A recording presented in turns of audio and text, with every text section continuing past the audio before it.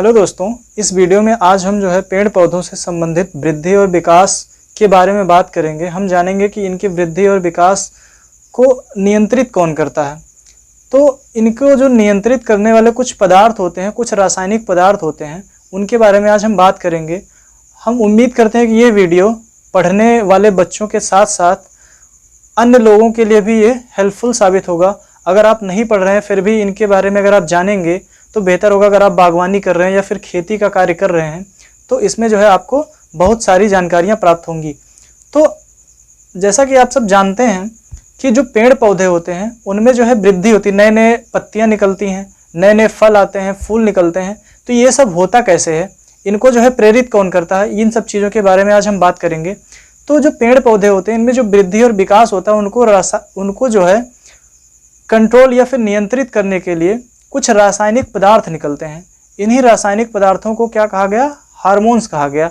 ये जो है पादप हार्मोन्स होते हैं, इनको जो है बोलते हैं प्लांट या फिर फाइटो हार्मोन्स, प्लांट या फाइटो हार्मोन्स बोलते हैं। और इनकी जो खोज थी या खोज कह लें तो या फिर जो है हार्मोन शब्द की जो उत्पत्ति हुई ये 1906 में स्टर्लिंग नामक वैज्ञानिक के द्वारा हुई। किसके द्वारा?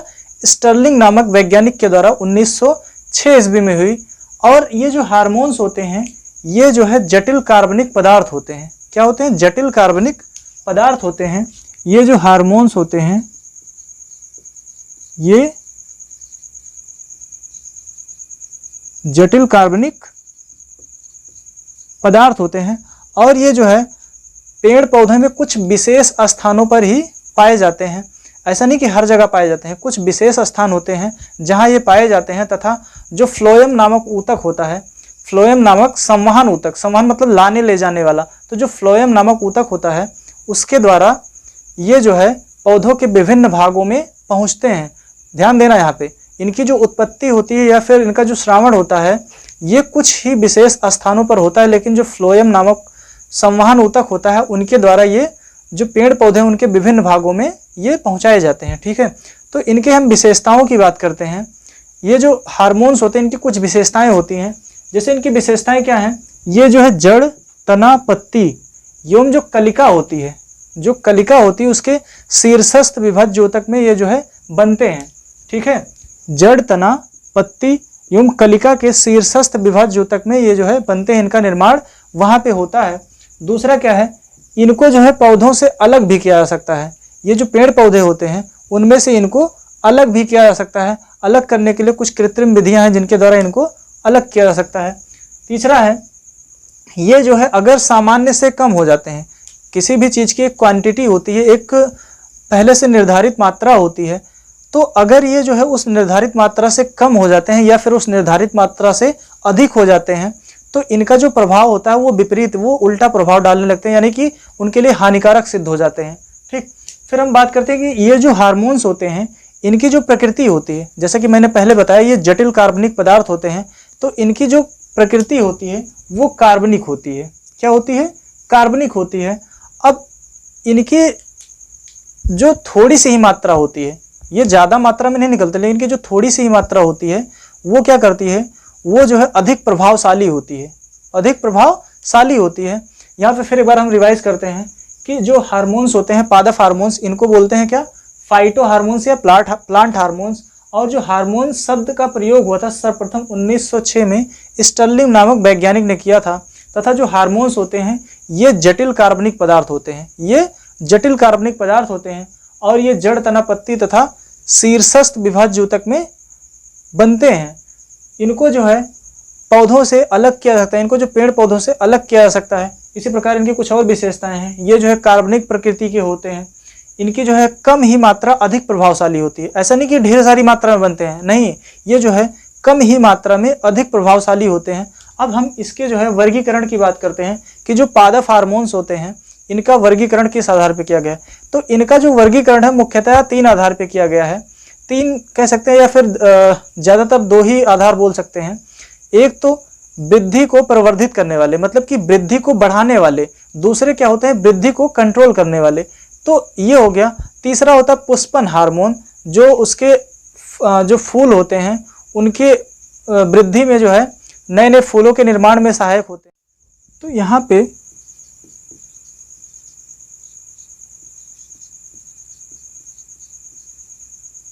पादप हार्मोन्स, एक होता है वृद्धि प्रवर्धक, मतलब वृद्धि करने वाले,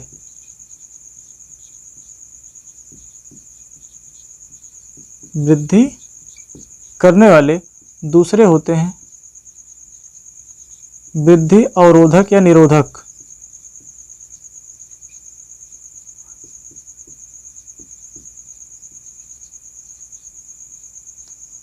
यानी कि वृद्धि रोकने वाले।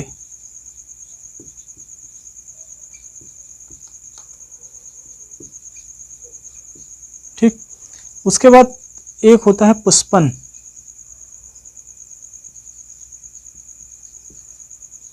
पुष्पन, और एक लास्ट होता है जिससे जो है घाव वगैरह इसके भरते हैं। तो यहाँ पे वृद्धि प्रवर्धक में अगर हम बात करें तो होता है ऑक्सिन, फिर होता है gibberellin,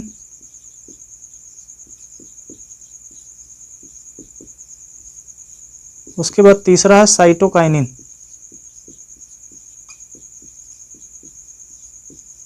cytokinin, auxin, gibberellin, cytokinin. अगर हम वृद्धि अवरोधक या वृद्धि रोकने वाले की बात करें तो इसमें होता है एथिलीन, उसके बाद आता है एब्सिसिक एसिड, एब्सिसिक अम्ल या एब्सिसिक एसिड। ठीक है, अगर हम पुष्पन की बात करें तो पुष्पन में है फ्लोरिजिन,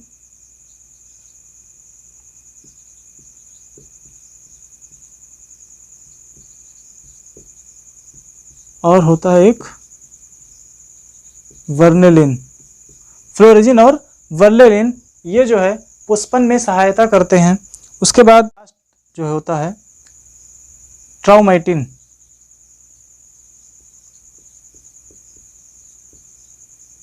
ट्राउमेटिन ये जो है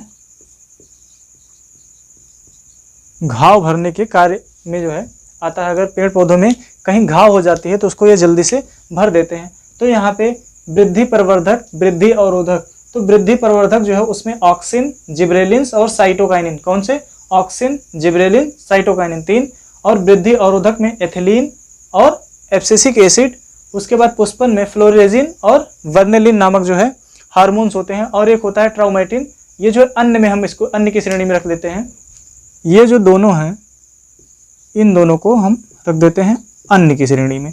तो यहाँ पे अन्न में फ्लोरिजन और वर्नेलिन जो है पुष्पन में, तथा ट्राउमेटिन जो होता है घाव भरने में काम आता है।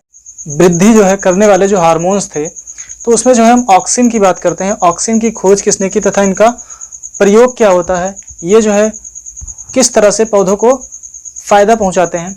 तो जो ऑक्सिन होता है इसकी खोज सन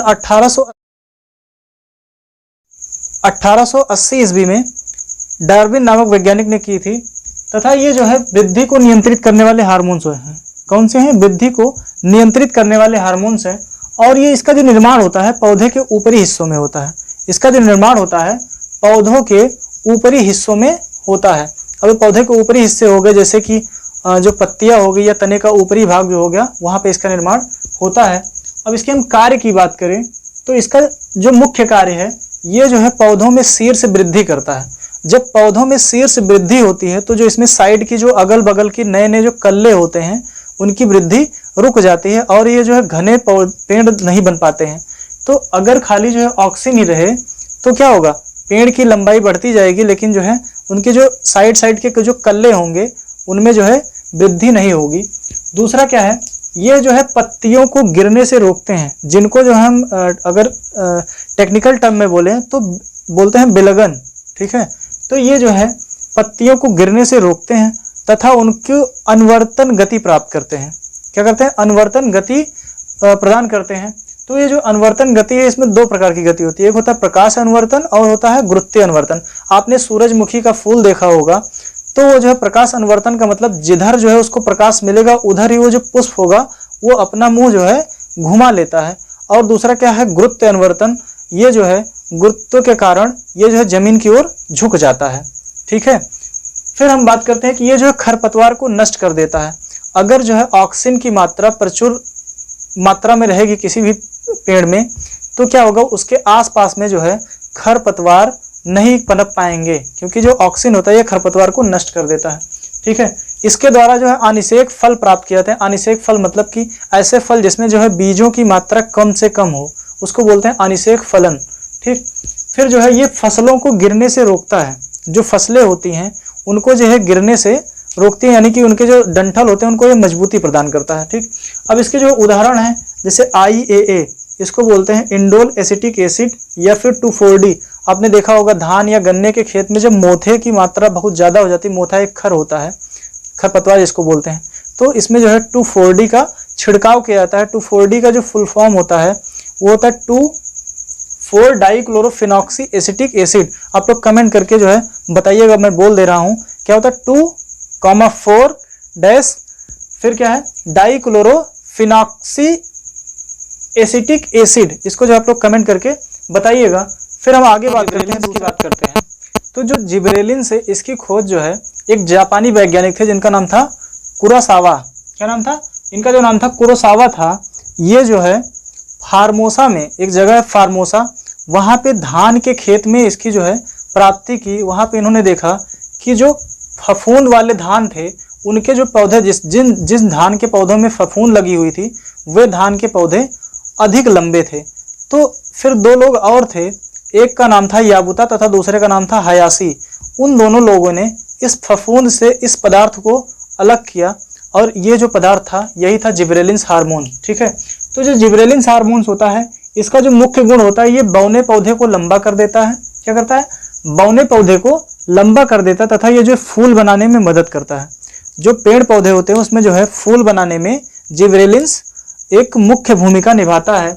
तथा ये जो बीजों का प्रसुप्ति काल का मतलब समझ रहे हैं ना, कि कोई बीज रखा हुआ है उसमें जो है कितनी देर बाद अंकुरण होगा, तो वो जो टाइम होता है बीज न जमने का जो समय होता है उसी को बोलते हैं प्रसुप्ति काल। तो ये जो है प्रसुप्ति काल को खत्म करके उस बीज को अंकुरित होने के लिए प्रेरित करते हैं। ठीक, फिर हम बात करते हैं इसका एक गुण और है, इसके छिड़काव से। अगर इसका जो छिड़काव कर दिया जाता है तो बड़े आकार के फल तथा जो है बड़े आकार के पुष्प प्राप्त किए जाते हैं। ठीक, अब ये जो इनकी जो प्राप्ति होती है ज़्यादातर शैवाल, कवक तथा पुष्पी पौधों में पाए जाते हैं। ये जो जिब्रेलिन्स होते हैं ये शैवाल में या फिर कवक में अथवा जो पुष्पी पौधे होते हैं इन सब में जो है ये प्रचुर मात्रा में पाए जाते हैं। जो हम साइटोकाइनिन की बात करते हैं, तो जो साइटोकाइनिन था सर्वप्रथम जो है ईस्ट से प्राप्त किया गया तथा बाद में इसको जो है मक्के के बीज से जो भी प्राप्त किया गया, मक्के के बीज से भी इसे प्राप्त किया गया। इसकी खोज जो है सर्वप्रथम मिलर ने की। मिलर ने 1955 में साइटोकाइनिन नामक हार्मोन की खोज की। इन्होंने खोज तो कर दी लेकिन इसका नाम ये जो है स्वयं नहीं दे सके। इसका जो नाम था इसको लिथाम नामक एक वैज्ञानिक थे, इन्होंने इसका नाम साइटोकाइनिन दिया। ईस्ट जो था, ईस्ट से इस पदार्थ की खोज की गई, बाद में मक्के से इसको निकाला गया तथा इसको जो खोजा था मिलर नामक वैज्ञानिक ने 1955 में खोजा था, लेकिन इसका जो नामकरण किया वो लिथाम ने इसको साइटोकाइनिन नाम दिया। हम इसके गुण की बात करें तो ये जो है अकेले क्रियाशील नहीं होता, ये जो है ऑक्सीजन के साथ मिलकर कार्य करता है और ये जो है कोशिका विभाजन करके जो है पौधों में विकास का कार्य करता है। ठीक है, और ये जो जीर्णता को रोकता है, जीर्णता मतलब जो पेड़ पौधे होते हैं उनमें जो पत्तियां पीली पड़ जाती हैं, पीली पड़ के फिर पत्तियां गिर जाती हैं। जब पत्तियां गिरती हैं तो फिर क्या होता है, उसमें प्रकाश संश्लेषण की क्रिया सही से नहीं हो पाती और धीरे धीरे जो क्या होता है पेड़ सूख जाता है। तो ये जो है जीर्णता को रोकने का कार्य करते हैं और इनका जो मुख्य कार्य होता है, सबसे जो अहम भूमिका निभाते हैं, ये जो है आरएनए एवं प्रोटीन के निर्माण में ये सहायक होते हैं। जो आरएनए होता है और जो प्रोटीन होता है उसके निर्माण में ये सहायक होते हैं। आप लोग आरएनए का फुल फॉर्म कमेंट करके जरूर बताइएगा। वृद्धिरोधक हार्मोन्स की बात करते हैं, तो जो वृद्धिरोधक हार्मोन में जो पहला हार्मोन था वो एब्सिसिक एसिड था, एब्सिसिक अम्ल था। तो जो एब्सिसिक अम्ल है इसकी जो खोज सर्वप्रथम 1961 से 65 ईस्वी के बीच में कांस एवं एडिकोट नामक वैज्ञानिक ने की थी। कांस एवं एडिकोट नामक वैज्ञानिक थे तथा बाद में एक वैज्ञानिक थे वेरिंग, बाद में एक दूसरे वैज्ञानिक थे वेरिंग, इन्होंने जो है एब्सिसिक एसिड की खोज की। अब इसके जो गुण हैं या फिर इसकी जो विशेषता है, इसके हम गुण या विशेषता की बात करें तो ये जो है वृद्धि रोधक हार्मोन्स है। कौन सा ये वृद्धि रोधक हार्मोन है, यानी कि ये जो है जिस पेड़ पौधे में जब अधिक मात्रा में पाया जाता है तो क्या करता है, उसकी वृद्धि को ये रोक देता है या उसकी वृद्धि को अवरुद्ध कर देता है। ये जो है क्या करता है, जो बीज होते हैं उनके प्रसुप्ति काल को बढ़ा देता है, यानी कि जो बीज होते हैं उनको ये अंकुरित होने से रोकता है। अगर किसी भी बीज में या किसी भी पेड़ के बीज में एब्सिसिक एसिड जो है अधिक मात्रा में हो जाएगी तो जो बीज होगा उसमें जर्मिनेशन नहीं होगा, यानी कि उसमें जो अंकुरण है वो नहीं होगा। ठीक है, ये पत्तियों को क्या करता है, पत्तियों के विलगन को प्रेरित करता है, यानी कि अगर ये जो अधिक मात्रा में हो जाएंगे तो जो पत्तियां होंगी वो अपने आप गिरने लगती हैं। ठीक, और ये जो है पुष्पन में बाधक होते हैं, जो फूल लगते हैं पेड़ों में उसको जो है ये लगने नहीं देते हैं, या फिर इनकी वजह से वो जो है फल बनने से पहले ही गिर जाते हैं पेड़ों से। एथिलीन होता है, एथिलीन हार्मोन। ठीक है, तो इसको जो है शुरुआती दौर में ये बेचारा हार्मोन्स तो था, लेकिन इसको जो है हार्मोन्स की श्रेणी में कोई जगह नहीं मिली। तो सर्वप्रथम एक वैज्ञानिक थे जिनका नाम था वर्ग। क्या नाम था, एक वैज्ञानिक थे वर्ग था, और 1962 ईस्वी में इन्होंने सर्टिफाइड किया कि यह भी एक हार्मोन्स है और इसको जो है हार्मोन्स की कैटेगरी में इसको अकेला हार्मोन है जो गैसीय अवस्था में पाया जाता है। ये जो है गैसीय अवस्था में पाया जाता है। चलो आज हम आपको फील करवाते हैं कि ये होता कहाँ पे है। आपने बचपन में या अभी भी जब आम को तोड़ते हैं तो देखा होगा जहाँ पे उसका जो आगे का डंठा होता है जिसको ढेपी बोलते हैं, तो वहाँ पे देखा होगा कि एक लिक्विड निकलता है। वो जो लिक्विड होता है वही होता है एथिलीन।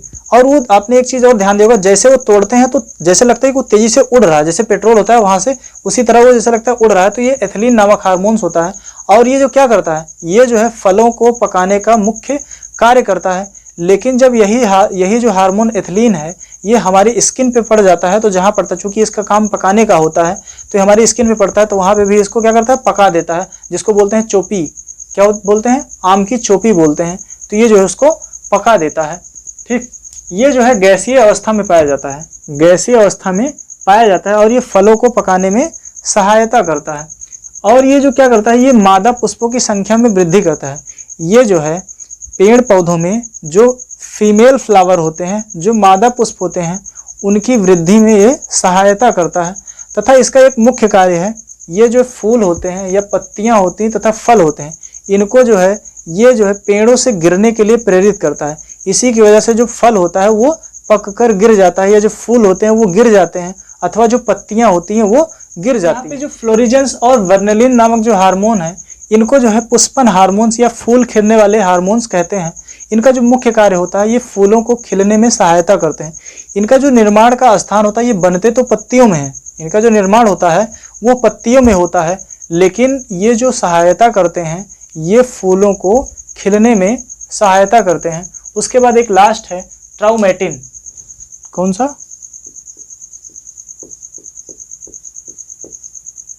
ट्राउमेटिन। तो ये जो इनका जो मुख्य कार्य है, ये घाव भरने का कार्य करते हैं, घाव भरने का कार्य करते हैं। जब किसी पेड़ में या किसी पौधे में कोई कट का निशान पड़ जाता है या फिर कोई कुल्हाड़ी मार देता है, तो आपने देखा होगा कि धीरे धीरे वो जो घाव होता है अपने आप भर जाता है, उसमें किसी भी मरहम या पट्टी की ज़रूरत नहीं पड़ती है, और वो जो घाव होता है वो अपने आप भर जाता है। तो ये जो घाव भरता है ये इसी ट्राउमेटिन नामक हार्मोन्स की वजह से भरता है। तो हम उम्मीद करते हैं कि ये वीडियो जो है आपको अच्छा लगा और आपके लिए एक हेल्पफुल वीडियो साबित होगा। तथा अगर आपको अच्छा लगे तो हमारे चैनल को लाइक, शेयर और कमेंट करें तथा सब्सक्राइब करना न भूलें। Thank you. इसी तरह के वीडियोस देखने के लिए हमारे चैनल को सब्सक्राइब करें तथा वीडियोस को शेयर करें तथा बेल आइकन